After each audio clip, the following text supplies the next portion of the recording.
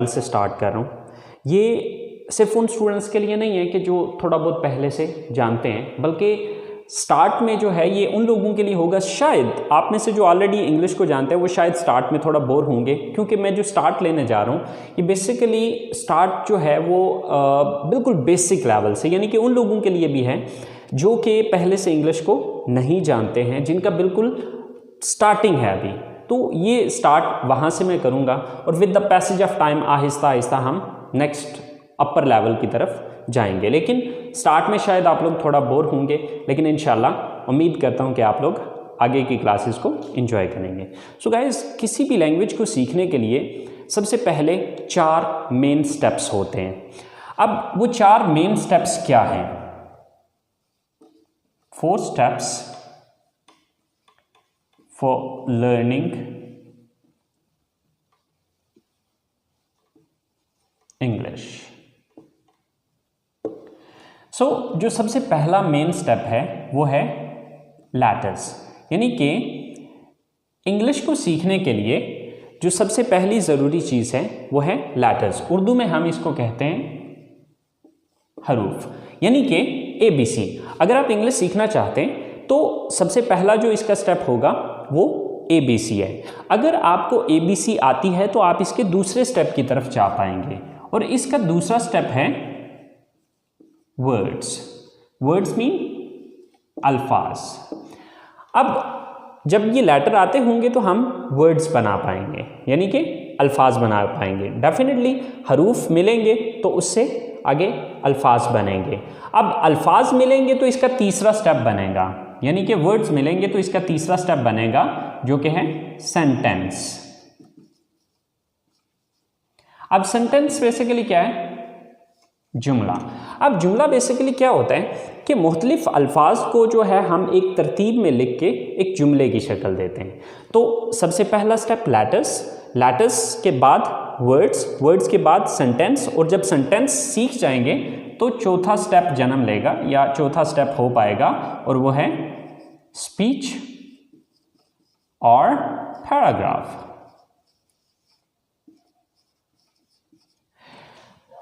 अब जैसे कि मिसाल के तौर पे अब लेटर्स हैं, तो letters mean A, B, C so on, ये Z तक जाएंगे, ठीक है। अब ABC आती होगी तो हम वर्ड्स बना पाएंगे। फॉर एग्जाम्पल जैसे कि एक वर्ड है कैट, CAT, कैट। अब फर्ज करें कि हमें ABC आती नहीं है तो हम इसको कैसे पढ़ सकते हैं, या कैसे हम ये समझ पाएंगे कि ये क्या लिखा हुआ है? Same like that there is one more word, table, TABLE। अब देखिए कि अगर हमें स्पेल ही नहीं आते तो हम इससे ये कैसे लफ्ज़ बना सकते हैं? इसी तरह से जब ABC आती होगी तो हम वर्ड्स बना पाएंगे। जब वर्ड्स आते होंगे तो वो जुमले की शक्ल इख्तियार करेंगे। मिसाल के तौर पे हमारे पास एक जुमला है, I go to college। अब ये 4 वर्ड्स मिले तो तब जाके एक सेंटेंस बना, एक जुमला बना।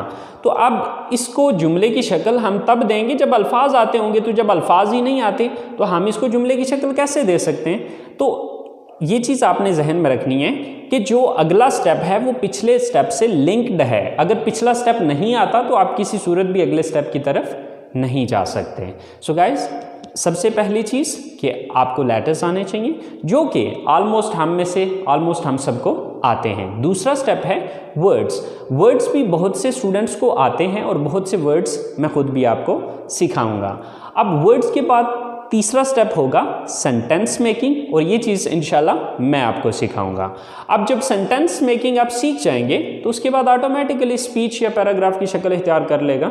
जब आप डिफरेंट सेंटेंसेस को एक पैराग्राफ की सूरत में लिखेंगे तो वो ऑटोमेटिकली एक स्पीच की शक्ल या पैराग्राफ की शक्ल इख्तियार कर लेगा। चलें गाइस, सबसे पहले आगाज़ करते हैं कुछ अल्फाज सीखने से, और अल्फाज के बाद फिर हम जुमलों की तरफ जाएंगे। तो सबसे पहला जो लफ्ज़ है हमारे पास वो है मैं। मैं की इंग्लिश होती है I। उसके बाद है हम की इंग्लिश होती है we। उसके बाद तुम या आप की इंग्लिश होती है you। इसके बाद है वो, यानी कि वो ज़्यादा लोग, वो लड़के भी हो सकते हैं, वो लड़कियां भी हो सकती हैं और मिक्स भी हो सकते हैं, यानी कि वो जमा। दे, वो एक लड़का, यानी कि जब कोई सिंगल मर्द है या कोई सिंगल आदमी है या कोई लड़का है तो उसके लिए हम इस्तेमाल करेंगे ही।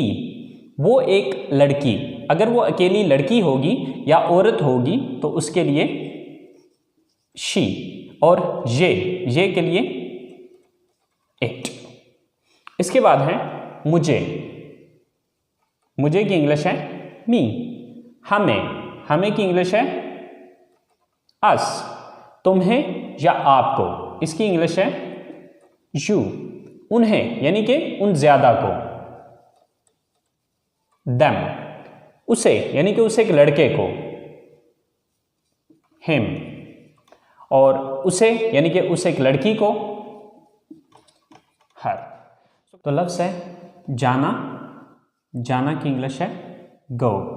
आना, कम, काम करना, वर्क, खरीदना, बाय, देखना, वॉच, सुनना, लिसन, बोलना, स्पीक, पढ़ना, रीड, लिखना, राइट, पहनना, वियर, खाना, ईट, बताना, टेल, पूछना, आस्क, पकाना, कुक। सो गाइस, ये चंद एक अल्फाज हैं जो कि मैंने आपको बहुत कम से, बट ये बेसिकली हमने चूँकि अपनी क्लास का आगाज़ करना है तो अपनी क्लास का आगाज़ करने के लिए ये अल्फाज हमारे लिए बहुत हैं। आपने ये अल्फाज तैयार करने हैं। जब आप ये अल्फाज तैयार कर लेंगे तो इंशाल्लाह कल हम अगले स्टेप पे जा पाएंगे, जो कि हमारा अगला स्टेप है जुमला बनाना, सेंटेंस मेकिंग। जब ये हमारे पास अल्फाज होंगे तो तब हम जुमले बना पाएंगे। सो गाइस, आज का काम यहीं पे ख़त्म करते हैं। इंशाल्लाह ज़िंदगी रही तो आप लोगों के साथ अगली क्लास में मुलाकात होगी। अपना ख्याल रखिएगा। अल्लाह निगहबान।